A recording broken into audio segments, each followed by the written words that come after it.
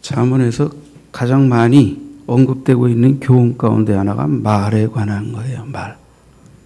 그래서 굉장히 많아요. 각 장마다 몇 절씩 없는 것이 없어요. 그래서 말에 관한 것을 전부 찾아서 설교할 수는 없고, 오늘은 그 대략적인 내용들을 좀 몇 가지로 요약해서 여러분들과 나누려고 해요. 말은 굉장히 중요합니다. 잠언 13장 2절을 보니까 사람의 입의 열매로 인하여, 사람은 입의 열매로 인해 복록을 누린다. 그렇죠? 그 말이 어떠함에 따라 복을 누리기도 하고 또 그렇지 못할 수도 있다는 거죠. 잠언 18장 21절엔 좀 더 무거운 말이 있어요. 죽고 사는 것이 혀의 힘에 달렸나니. 그래서 사람은 그냥 죽는 사람 없습니다. 죽는다 그러고 죽어요. 사람 그냥 죽이지 않아요. 죽여버리겠다 그러고 죽여요. 그냥 망하는 사람 없어요. 망했다 그러고 망해요. 그냥 용서 안 하는 게 아니에요. 죽어도 용서 못 하겠다 그러고 용서 안 하는 거예요. 자, 이 말은 무서운 것입니다. 그러니까 모든 행동의 이면에 말이 있고, 말의 이면에 그 말을 어떤 마음으로, 어떤 인격으로 토해내느냐가 있는 거예요. 그러니까 말은 특히 우리 하나님의 사람에게 있어서 그 말은 그 사람의 신앙이고 그 사람의 인격이고, 그죠? 그것을 표현하는 것입니다. 말은 긍정적인 능력과 부정적인 능력이 있는데, 부정적인 것 가운데는 잠언 12장 18절에 보면 칼로 찌른같이 함부로 말하는 자가 있거니와. 우리가 무슨 칼 갖고 사람 다치게 하고 그런 시대가 아니잖아요, 지금. 고대가 아니잖아요, 지금. 근데 우리 몸 안에 혀에 아주 날카로운 비수 같은 칼이 있다는 거예요. 그래서 이 칼을 가지고 함부로, 그죠? 말하면서 사람을 해치는 자가 있다. 그래서 이 말로 사람의 가슴에 비수를 꽂는 겁니다, 비수를. 홍남이 내 감정을 상하게 하고 내 가슴에 영원히 지울 수 없는 상처를 느끼게 하는 비수를 꽂더라도 그걸 믿음과 인격으로 뽑아내세요. 비수가 날라오면 방패로 막아내든지. 그거 찔리고 받아봐야 나만 손해입니다.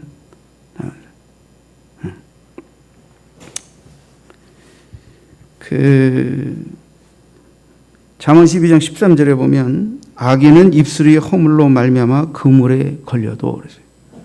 악인은 입술의 허물로 그물에 걸린다. 그러니까 사람은요, 자기가 잘못 말한 것에 따라서 그것이 자기 함정이 되어서 스스로 망하는 거예요. 그래서 잘못 말한 자나 잘못 말한 걸 그대로 고지 듣고 속는 자나 다 똑같이 그물에 걸려듭니다. 예? 그래서 나쁜 말을 말하는 자도 잘못됐지만 듣고 끄덕이는 자도 똑같은 유가 되는 거예요. 똑같이 잘못에 빠지는 거예요. 그러나 말은 긍정적인 능력도 많아요. 그죠? 12장 18절 하반절에 보면 지혜로운 자의 혀는 양약과 같다. 지혜로운 자의 혀는 사람을 살린다고, 살리는 말. 말 한마디에 사람을 죽일 수도 있고 살릴 수도 있는 거예요. 말 한마디. 그러니까 우리 그리스도인들은 사람에게 위로와 용기와 생명력과 활력을 되찾게 해주는 그런 언어를 구사할 수 있어야 돼요. 그렇죠? 인간이 타락했을 때 한마음 되어 바벨탑을 쌓았어요. 그 마음과 언행이 어떻게 하나님을 대적하고 스스로 하나님이 되려는 극도의 반항과 교만과 불신앙에 빠져버렸어요. 그때 하나님이 인간에게 내린 벌이 뭐냐면 언어를 흩어버리시는 거예요. 지금 우리가 각 나라 말로 각 인종으로 흩어져 사는 게 이게 죄값이요. 죄에 대한 하나님의 심판 때문에 그래요. 오순절날 성령이 오셨을 때 제일 먼저 한 일이 뭐예요? 성령의 말하게 하심을 따라 말하는 거예요. 여러분 천국 가서 어떻게 하실 거예요? 이 땅에서도 한국 사람으로서 한국말도 제대로 어려워가지고 요새는 애들이 말하는 거 못 알아들어요.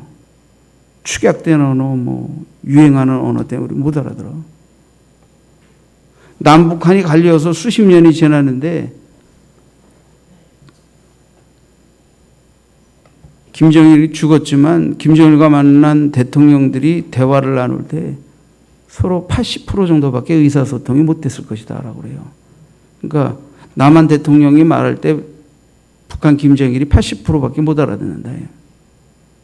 남북이 갈라져서 언어적 개념의 차이, 표현의 차이가 많이 달라져 버리니까 그렇게 돼버린다.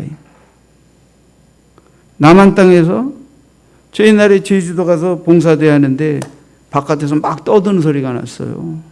보니까 부부싸움을 하는지 막 그냥 새벽에 막 굉장하더라고. 근데 하나도 못 알아듣겠더라고.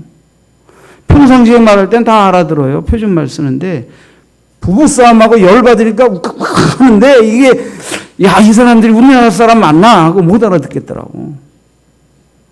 본토방언으로 막 싸우니까 이게 못 알아듣겠더라고요. 그래서 하나님은 성령을 보내셔서 어떻게 해요? 성령의 말하게 하심을 따라. 그게 방언이죠. 성령의 말하게 하심을 따라 말하게 하심. 그 다음엔 우리가 각자의 언어로 말할 때 거기에 성령으로 깨닫게 하시고 성령으로 기름 부으신 말을 통해 성령 안에서 소통이 되게 하시는 거예요. 그래서 여러분 정말 소통 어렵죠. 부부간에 소통 어렵고 부모 자식 간에 친구 간에 성격 다르고 왜냐하면 똑같은 어떤 사실도 성격적 성향에 따라 알아듣는 패턴이 다 달라요. 그래서 이게 소통이 잘 안 돼요. 정말 어렵습니다. 근데 더더군다나 우리가 믿음의 언어를 육신의 생각을 갖고 믿음이 없는 사람이 알아들을 수 없어요. 믿음의 언어는 성령 안에서 예수 안에서 진리 안에서 거하여 소통이 되는 거예요. 그냥 되는 게 아닙니다. 이게. 그러니까 우리 그리스도인들은 늘 진리 안에 예수 안에 성령 안에 거하여서 하나님의 생각을 깨닫고 그 뜻을 가슴에 받아서 정말 그 진리를 쫓아서 서로 격려하고 살리고 위로하고 생명을 구원하는 언어를 쏟아내야 되는 거예요. 이게. 그럼 우리 입에서 금은 보화 진주보다 더 값진 지혜의 보고들이 쏟아져 나와서 생명 역사를 일으킬 것이고, 그러지 못하고 우리가 사탄에게 속고 육에게 져서 끊임없이 사망의 언어를 쏟아내면 사람 죽는 거예요. 다 죽는 거예요. 부부싸움 평생 안 하고 사는 부부가 어느 날 생각지도 않게 한번 이렇게 싸움이 붙었다고 가정해 보세요. 정말 성실하고 착한 남편이에요. 성실하고 착한 아내들이에요. 별로 싸우지 않았어요. 근데 어느 날 그 아내가 무엇 때문에 기분이 나빠지고 그 남편한테 한마디 딱 던졌어요. 당신이 나한테 해준 게 뭐 있어?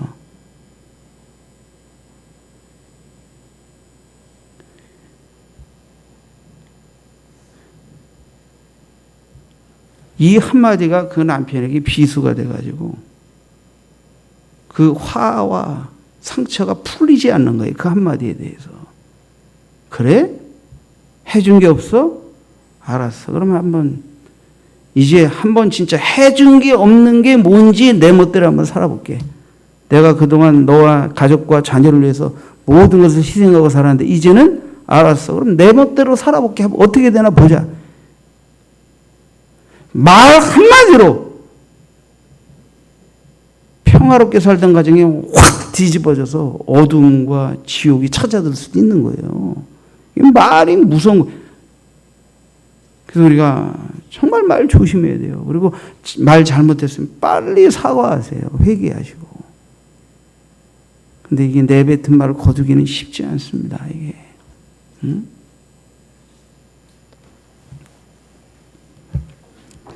지혜로운 혀는 양약이라 그래요. 잠언 12장 17절에 진리를 말하는 자는 의를 나타낸다 그랬어요. 진리를 말하는 자는 다 진리를 따라 살고 진리를 말하는 자는 의를 드러내는. 12장 20절에 보면 화평을 의논하는 자에게 희락이 있다. 하나님의 복음의 평화를 전하고 하나님과 사람, 사람과 사람 사이에 화해를 도모하고 화목을 끼치는 자는 항상 희락이 있다. 희락이 있다. 응? 여러분, 의인의 말은 정말 가치 있고 또 사람을 교육합니다. 잠언 10장 20절에 보면 의인의 혀는 수능과 같거니와 21절에 의인의 입술은 여러 사람을 교육하니. 그러니까 의인의 입술은 아주 가치 있고 사람을 교육한다. 사람을 교육한다. 어느 선배 목사님이 그러셨어요. 60대니까 이제 좀 철드는 것 같다. 선배님, 나 아직 60도 안 되는데 그럼 우리는 언제 철드나요? 아주 바짝게 민망하고 송구스럽더라고.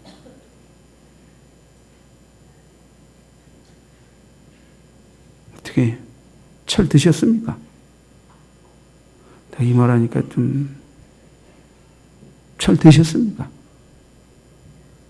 남편으로서, 아버지로서, 엄마로서, 딸로서, 부모로서, 이웃으로서, 성도로서.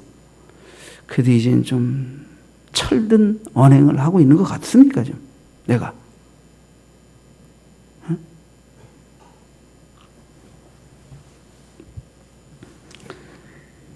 여러분, 속마음은 안 거는데 또 때로는 우리의 성정과 성격 때문에, 말뜻 때문에 우리의 선한 마음의 동기가 잘못 표현되어지고 받아들여져서 어려움을 겪게 되는 것도 우리 일상의 삶 속에서 비일비재합니다. 야고보 기자는 야고보 3장 2절에 보면 우리가 다 실수가 많으니 만일 말에 실수가 없는 자라면 곧 온전한 사람이라 너희 온몸도 굴레 씌우리라. 그러니까 성숙한 그리스도인, 철든 그리스도인이 되려면 말에 실수가 없을 수는 없겠으나 적어야 된다는 게 말에 실수.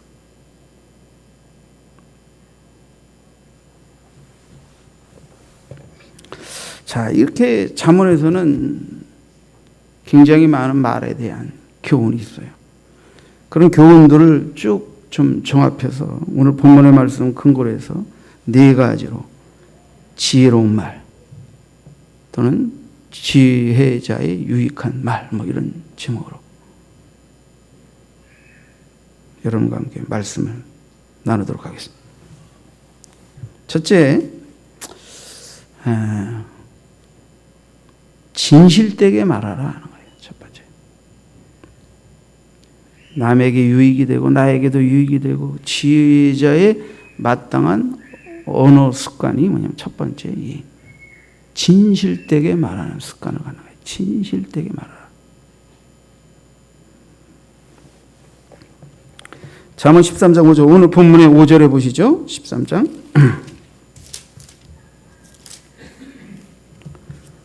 의인은 거짓말을 미워하나? 의인은 거짓말을 미워한다. 왜 거짓말을 미워합니까? 의인은 항상 진실을 말하고 정직하기 때문에 거짓말을 미워하는 거죠. 거짓말하는 사람의 특성이 있어요. 그게 뭐냐면 거짓말하는 사람은 거짓말한 걸 몰라요. 여기서 이렇게 말하고 저기서 저렇게 말하고 옛날에 이렇게 말했다 지금은 이렇게 말했다. 이게 말의 일관성이 없기 때문에. 그래서 진실만을 말하는 사람 앞에 거짓말쟁이는 반드시 꼬투리가 잡히게 돼 있어요. 항상 전에나 어떤 상황에서는 말이 진실되고 일관성이 있는 사람은 말이 변하지가 않습니다. 근데 거짓말하는 사람은 상황에 따라서 사람에 따라서 이렇게도 말하고 저렇게도 말하다가 결국은 자기가 옛날에 언제 뭘 어떻게 말했는지 잊어버려요. 그지? 꼬투리가 잡히는 거예요. 꼬투리.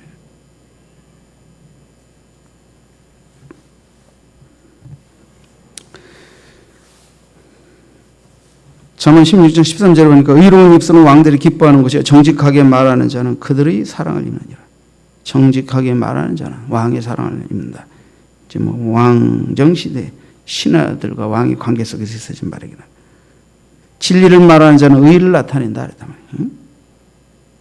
잠언 4장 24절에 보니까 구부러진 말을 내 입에서 버리며 삐뚤어진 말을 내 입술에서 멀리하라. 이 구부러진 말, 삐뚤어진 말, 이 말이 무슨 말이에요? 이게 거짓말이죠. 잠언 6장 16절에 보면 여호와께서 미워하시는 것이 6, 7가지니 7가지가 있다. 그 중에서 19절에 보니까 거짓을 말하는 망령된 증인과 형제 사이를 이간하는 자니라.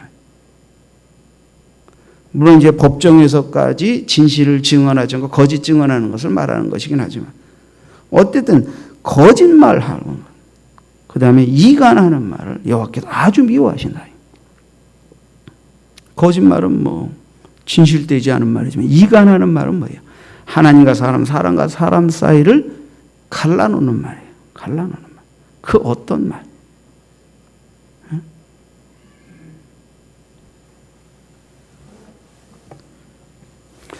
이간하는 말은 원래 그것이 사탄이 주로 하는 일입니다.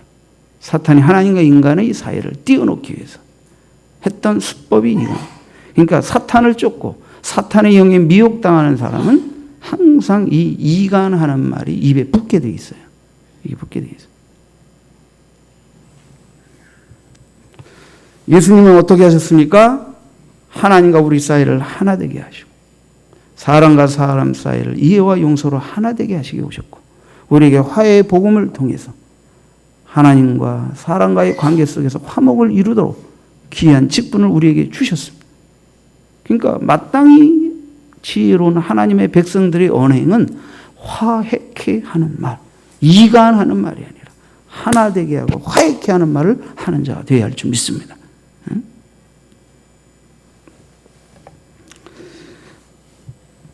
진실되지 못한 어리석은 자의 언어 표현 가운데 하나는 잠언 10장 18절에 보니까 미움을 감추는 자는 거짓된 입술을 가진 자요 중상하는 자는 미련한 자이니라. 참 어떤 거짓말은 미움을 감추고 겉으로는 사랑한다고 말하는 미움을 감추고 겉으로 친절하게 행하는 우리가 속에 미움이 없이 사랑하는 게 좋습니다. 근데 속에 미움이 있으면 나 지금 너 밉다라고 표현하는 게 차라리 나아요. 근데 미운데 안면한 척하면서 싹 위선으로 행하는 게 더 나쁘다. 더 나쁘다. 거짓말이라. 그러니까 용서가 안 되고 사랑은 안 되니까 이제부터 못마땅하고 미워한 거 있는 그대로 표현하기로 작정하시면 안 됩니다. 그건 조금 수준 낮은 그리스도인의 모습이고 극복해야죠. 미움을 극복하고 진실된 용서와 사랑을 바탕으로 사랑을 표현하고 그럼에도 불구하고 사랑. 그렇게 도전하는 삶을 살아야지. 또 솔직하랬다고 속에 예수 닮지 않고 깨지지 못하고 극복해내지 못한 걸 있는 그대로 막 쏟아내는 그러면 상대가 나보다 더 성숙할 땐 다 받아주지만 그렇지 못할 땐 이중 삼중으로 터지게 돼 있어요. 그러나 어쨌든 보세요. 속의 걸 감추고 겉으로. 그래서 원래 사기꾼들일수록 밖에 나가서 뭐 제비 노릇하고 사기치고 못된 짓 하는 놈들일수록 다 친절합니다. 친절.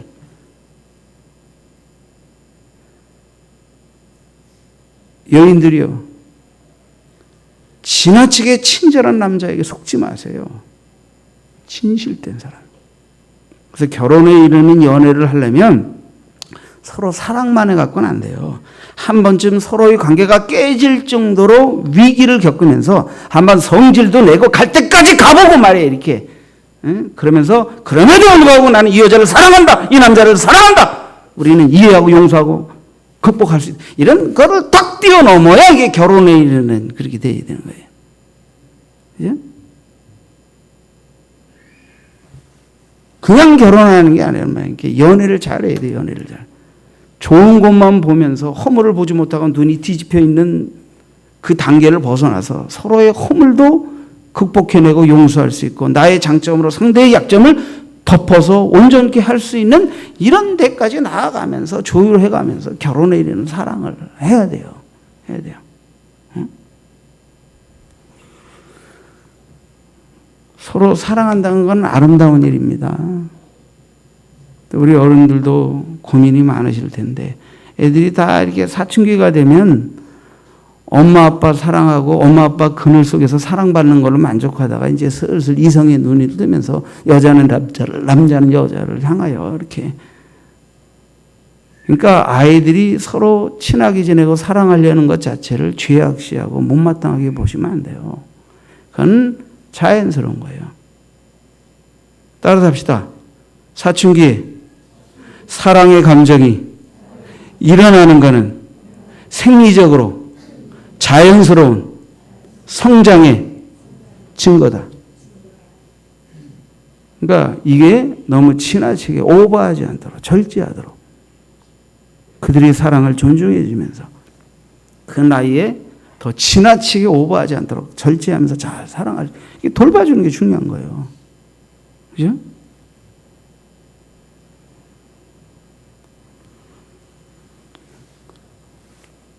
사랑을 한다는 건 좋은 겁니다. 어쨌든. 근데 잘못된 사랑은 또 때로는 우리에게 깊은 상처와 아픔을 주기 때문에.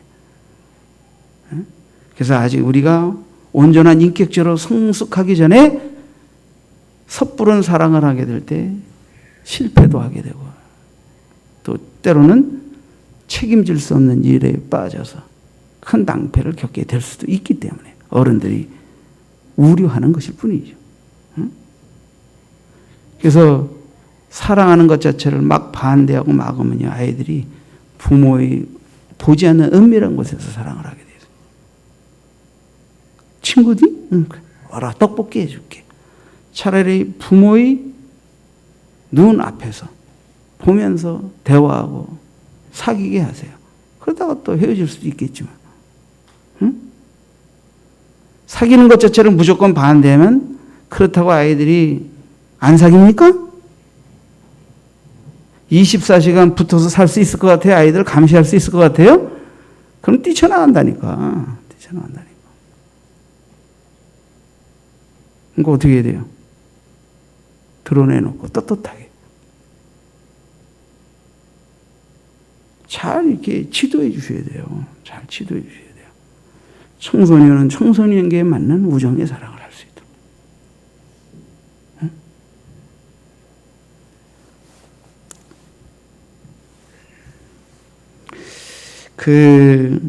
여러분 우리가 이 구부러진 말, 삐뚤어진 거짓말, 중상하는 말 이런 것들은 다 진실된 말이 아니죠.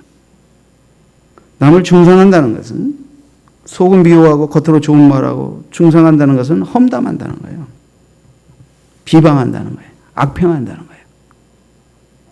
객관적이기보다 훨씬 더 자기 주관적 감정을 가지고 악평하는 거예요.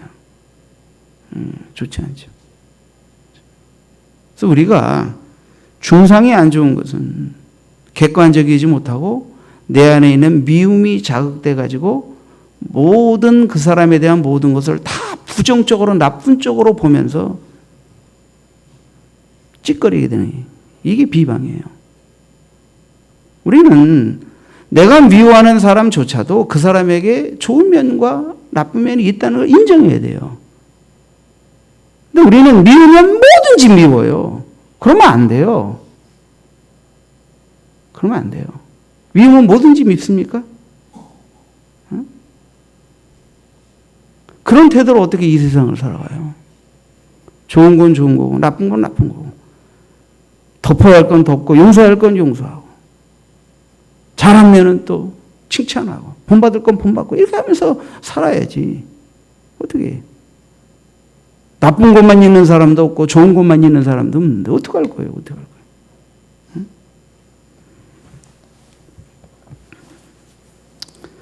자, 지혜자의 첫 번째 말은 진실되게 말한다는 거예요. 진실되게 말한다. 두 번째, 선한 말을 하라는 거예요. 선한 말을. 2절 보시죠. 사람은 입의 열매로 인하여 복록을 누리고니. 이 복록이라는 말이 이제 토부인데 이게 뭐 아름답다, 행복하다, 선하다, 부귀영화, 번영, 뭐 온갖 긍정적이고 좋은 의미는 다 담겨 있는 거예요. 이게 복록이. 근데 입의 열매로. 그러니까 행복과 영화로운 삶이 그냥 오는 게 아니라 그런 행복이 내게 올 수밖에 없는 언어를 쏟아내야 된다는 거예요. 불행한 사람은 불행할 수밖에 없는 언어를 쏟아내는 거예요. 인간의 삶은 행복할 수도 불행할 수도 부유할 수도 가난할 수도 실패할 수도 성공할 수도 있는 수많은 변화들이 자기 삶에 다가오게 되는 거예요. 실패케 하는 환경이 나를 실패하게 만드는 게 아니고 성공케 하는 환경이 나를 성공하게 만드는 게 아니라 성공할 수밖에 없는 환경 속에서도 부패하고 타락해서 실패하는 자들이 있고 실패할 수밖에 없는 역경 속에서도 그것을 극복해내서 성공하는 사람이 있으니까 어떤 환경 자체가 무조건적으로 나를 성공하게 하고 실패하게 하는 게 아니라 그러한 것들을 어떻게 직면하는 내가 누구냐, 내가 어떤 마음과 생각과 언어와 태도로 그것에 직면하느냐에 따라서 달라지는 거예요, 인생은. 달라지는 거예요.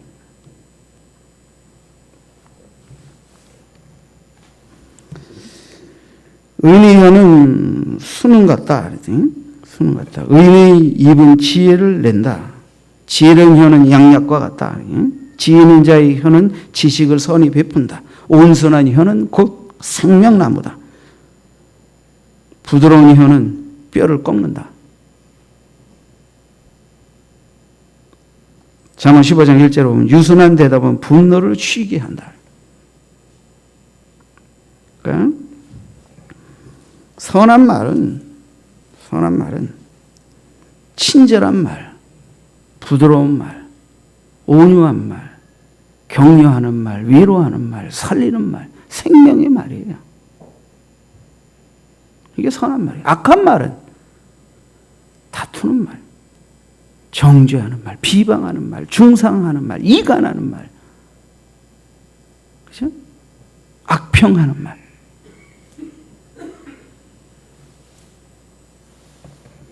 여러분, 선한 말은 선한 성품에서 나오는 거예요. 말이 갑자기 바뀌지 않습니다. 말투가 갑자기 바뀌지 않습니다. 선한 성품을 쌓아야 선한 태도, 선한 말, 선한 표정이 나오게 되는 거예요. 그래서 원래 은혜 받으면요, 사람에게서 육적인 독기가 빠져가요. 혈기가 빠져가고 욕심이 빠져나가고 그러면서 표정이 바뀌게 돼 있어요. 바뀌게 돼 있어요. 응?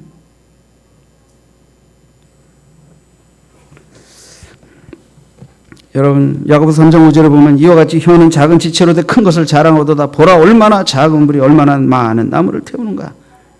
선하지 못한 격한 말, 다투는 말은 이거예요. 이게 불이라, 이게 불이라. 작은 불인데 막 그냥 온 산을 다 태워버릴 수도 있는 거예요. 3장 6절에 혀는 그 불이요 불의 세계라. 혀는 우리 지체 중에서 온몸을 더럽히고 삶의 수레바퀴를 불사르니 그 사르는 것이 지옥불에서 나느니라. 그러니까 격한 말, 다투는 말, 이 나쁜 말, 악한 말은 이 지옥불에서 나오는 말로서 이것은 생애를 불사른다. 불사른다.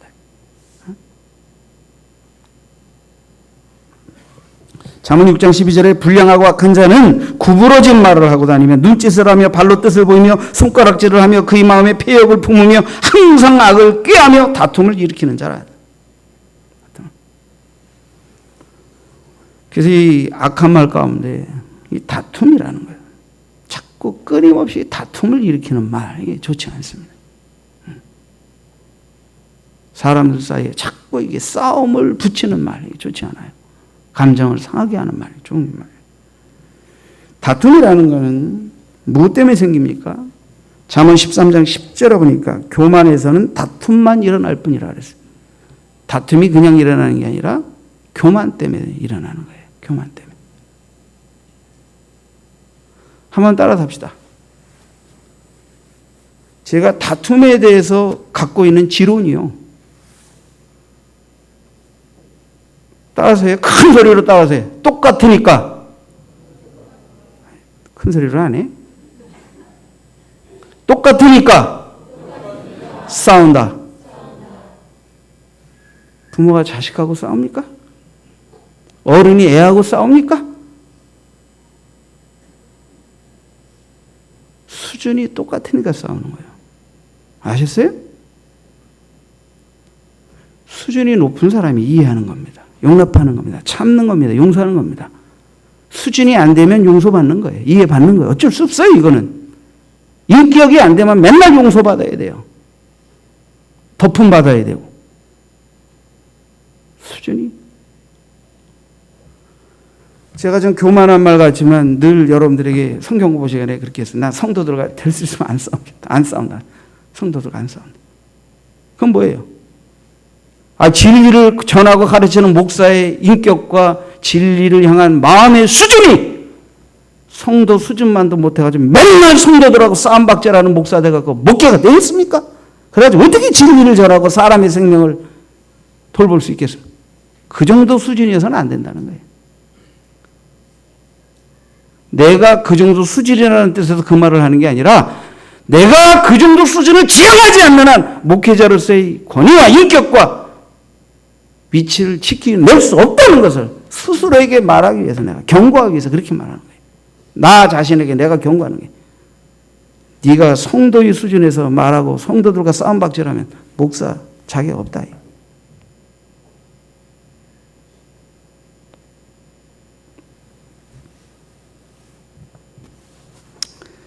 여러분, 비슷하니까 싸운 겁니다.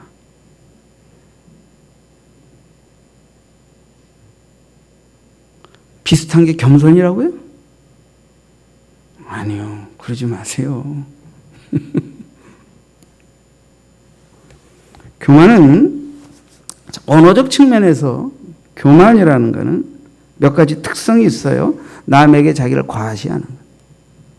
과시하는 말, 교만입니다. 어떤 사실에 대해서 부풀려서 과장해서 말하는 것, 교만입니다.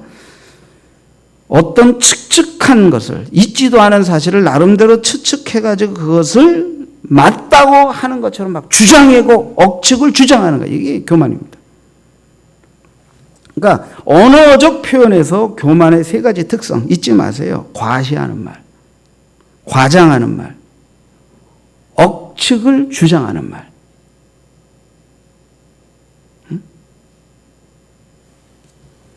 우리가 인간관계에서 교제하다가 다툼을 피하려면 어떻게 해야 돼요? 자신이 알고 있는 지식과 경험을 너무 과장하면 안 돼요. 자신의 의견만을 관철시키려고 하면 안 돼요. 남의 말에 귀담아 듣지 않는 오만한 태도를 버려야 돼요.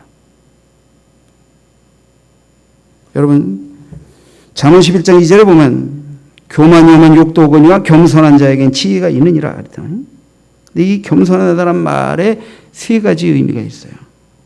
하나는 가까이 유지한다는 의미가 있고, 또 하나는 사양한다는 의미가 있고, 또 하나는 간수한다는 의미가 있어요.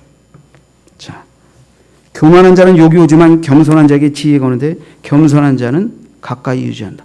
하나님과의 관계성을 가까이 유지한다. 겸손한 자는 사양합니다. 뭘 사양하느냐? 하나님과 사람 앞에서 내 뜻을 사양합니다. 내 뜻을 주장하는 게 아니라 내 뜻보다 하나님의 뜻이, 내 생각보다 네 생각이 하면서 나를 사양하는 거예요. 세 번째, 간수합니다. 하나님이 베푸신 은혜를 간직하며. 이 겸손이. 그러니까 겸손한 사람은 하나님을 가까이 하려고 하나님이 베푸신 은혜를 알고 하나님과 사람 앞에서 내 생각을 주장하는 게 아니라 내려놓는 거예요. 내려놓는. 그게 겸손이에요. 근데 교만은 어떻습니까? 왜 싸웁니까? 그게 교만의 영상인 것입니다. 싸울 일이 있지만 싸우지 않고 기도하면서 마음을 내려놓는 거, 이게 은혜예요. 이게 여러분들이 그리스도를 닮으려는 몸짓입니다. 이것이.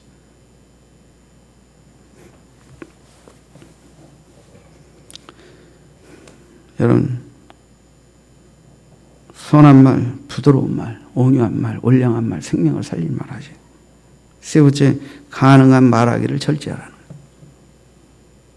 말 많이 하지 말라는 거죠. 가능한 한 말. 잠언 17장 27절에 보니까 말을 아끼는 자는 지식이 있고 성품이 냉철한 자는 명철하니라. 여기 보면 말을 아끼는 자는 지식이 있다.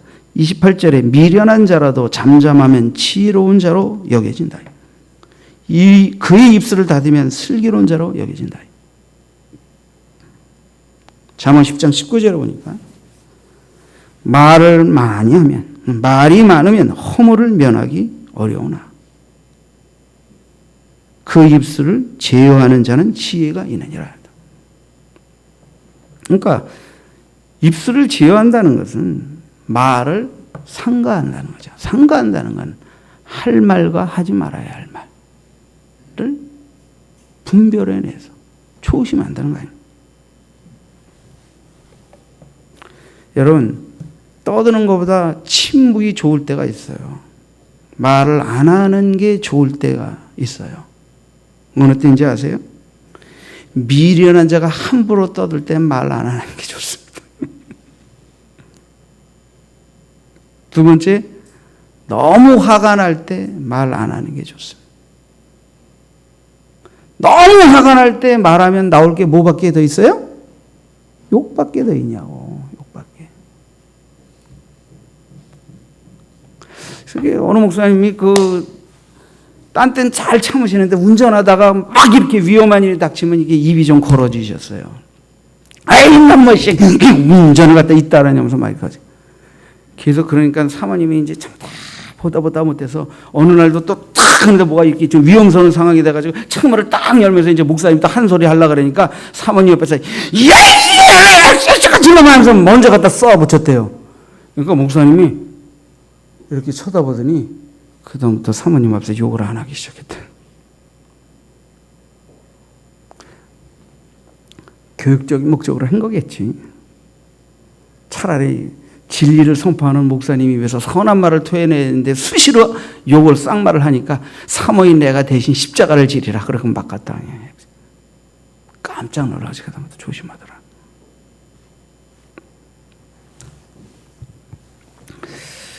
여러분, 화가 났을 때, 남이 욕을 할 때 입을 다물어야 해요. 미련한 자가 함부로 말 같지도 않은 말 찌꺼릴 때 입 다무세요. 화날 때 입 다무세요. 남이 나를 욕하고 멱살로 흔들 때 입 다무세요. 그때 나올 말이 거친 말이고 거친 말이 지났지만 폭력밖에 나올 게 없는 겁니다. 그렇지 않습니까?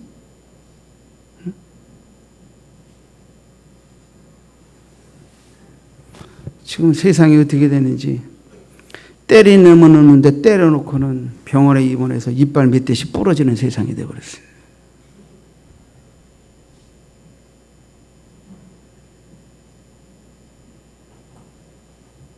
다 찍혔는데 난 그런 말 한 적이 없다 그래요. 거짓말은 탄로납니다. 절대로 난 그런 짓 안 했다 그러는데 다 찍혔잖아요.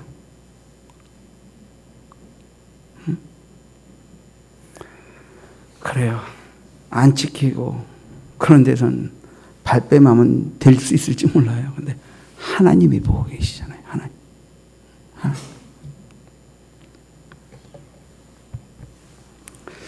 여러분, 가능한 한 이 말을 절제한다는 게 아주 중요한 것입니다. 네 번째는 때와 상황에 적합한 말을 하라는 거예요. 때와 상황에 적합한 말을. 잠언 15장 23절에 사람은 그 입의 대답으로 말미암아 기쁨을 얻나니 때에 맞는 말이 얼마나 아름다운 것. 때에 맞는 말이 얼마나 아름다운 것. 잠언 25장 11절에 경우에 합당한 말은 아로새긴 은쟁반의 금사가 아니라. 때에 맞는 말, 경우에 합당한 말. 이게 그냥 되는 게 아니고 함부로 말하지 않고 혀를 다스리면서 말에 절제를 하는 사람이 비로소 때에 맞는 말, 경우에 맞는 말을 할 수 있게 되는 거예요. 적절한 때 적절한 말을 할 수 있다. 이것은 말할 때와 침묵할 때를 알아야 가능하죠. 잠언 12장 23절에 보면 슬기로운 자는 지식을 감추어도 미련한 자의 마음은 미련한 것을 전파하느니라. 그러니까 슬기로운 자가 지식을 감춘다는 말은 말을 아예 안 한다는 게 아니죠. 말해야 될 때 말하고 입을 다물어야 할 때 다물 줄 안다는 거예요. 여러분, 자 13장으로 다시 돌아가 보시죠. 3절에는 뭐라고 되어 있습니까? 입을 지키는 자는 자기의 생명을 보존하나. 입을 지키는 자가 자기 생명을 보존한다. 2절에는 사람은 입의 열매로 인하여 복록을 누리거니와. 이렇게 우리의 생명, 우리의 복된 삶, 행복한 삶, 이게 말로 인한다.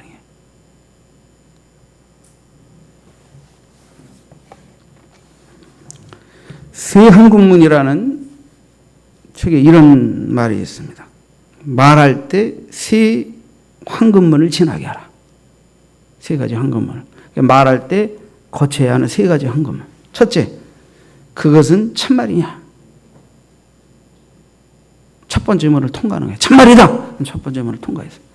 두 번째 문을 통과할 때 그것은 필요한 말이냐? 필요한 말 맞다. 그럼 통과해. 세 번째, 그것은 진실된 말이냐? 그럼 통과. 그러면 그때부터 거침없이 말하라.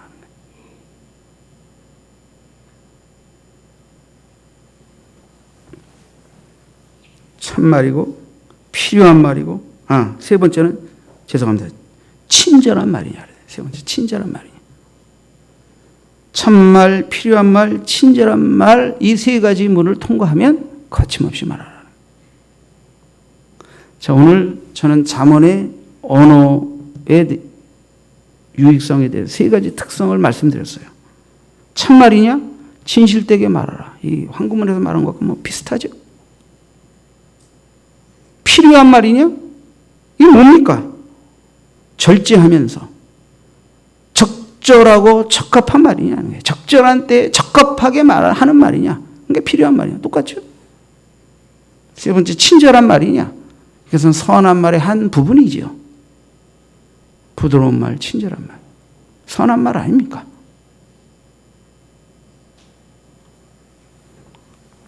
자, 여러분, 잠언은요, 말을 입이라고도 하고 입술이라고 하기도 혀라고도 하기도 하고 그렇게 표현했어요. 그래서 잠언에서 혀가 뭐 입술이 뭐 말이 이렇게 다 똑같은 말이에요. 그래서 혀로 입으로 비유되어 있는데 혀 안에, 입 안에는 뭐가 있습니까? 대표적인 게 혀가 있고요. 혓바닥?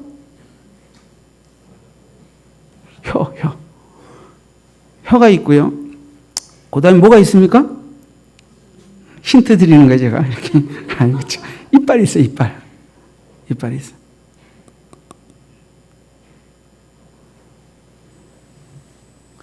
이빨로 딱딱한 음식을 씹어 먹고 그러지만 혀보다 이빨이 먼저 망가집니다. 이빨이 상하면 뭘로 먹는다고요? 잇몸으로 먹는다고. 우리 또 현 권사님 지금 잇몸으로 드시고 계십니다. 우리 재개미 이한이 같은 애들 아직 어금니까지 송곳니까지 완전히 나지 않아서 앞니빨만 나죠. 그러니까 말이 뭐 음식 씹는 거지 앞니빨로 이렇게 이게 씹힙니까? 대충 그냥 생기는 거지. 뭘로 생겨요? 혀로 뭉겨서 생기는 거예요. 혀로 뭉겨서. 그래서 이빨 없으면 잇몸으로 먹고도 산다는 말이 나온 거예요. 근데 보세요. 이게 설교 시간에 속어를 얘기해도 될지 모르겠는데 옛날에 이렇게 말 같지 않는 말하고 말 많이 하고 험담하는 말하고 뭐 이렇게 못된 말 할 때 뭐라 그랬어요? 이빨 깨트리지 마 그랬어요. 이렇게 하지 마 이랬는데 그냥 말할게요. 이빨 까지 마 이랬다고 옛날에. 이런 식으로 이빨 깐다고. 이게 뭐예요? 과장된 말, 거짓말, 포장된 말, 나쁜 말 한다 이럴 때 그렇게 속어로 좋은 표현이 아닙니다. 이빨은 빨리 망가지는데 혀는 어떻습니까? 원래 입술, 말로 표현되는 혀, 입술도 부드럽고 혀도 부드럽습니다. 네, 부드러워요. 올량한 혀, 유순한 대답은 분노를 잠잠케 한다. 이 부드러운 혀. 혀가 부드럽다는 것은 강한 이빨보다 부드러운 혀 세치가 사람의 마음을 움직이는 거예요. 사람의 마음. 그러니까 말을 부드럽게 가져가야 돼요. 부드럽게. 혀가 거칠고 뻣뻣해질 때는 어느 때입니까? 죽을 때. 죽으면 혀가 굳습니다. 사람이 죽으려고 그러면 혀가 말려서 기도를 막아서 숨통 막아 죽어요. 살아있는 동안 혀가 뻣뻣한 적이 없어요. 이걸 비유지만 명심하세요. 혀가 부드러우면 내가 살고 남을 살리지만 혀가 뻣뻣해지면 뭐야? 혀가 굳으면 나도 죽고 남도 죽이는 거예요. 하나님은 우리 혀가 혀같기를 원하시. 우리 말이 혀같기를 원하시. 부드럽기를 원하시. 은혜롭고 온량하기를 원하시. 정말 아주 잘못하는 사람을 정신 차리게 하려고 날카롭게 책망하는 아주 드문 경우 몇 번 빼고는 우리 혀는 늘 부드러워야 합니다. 기도하겠습니다.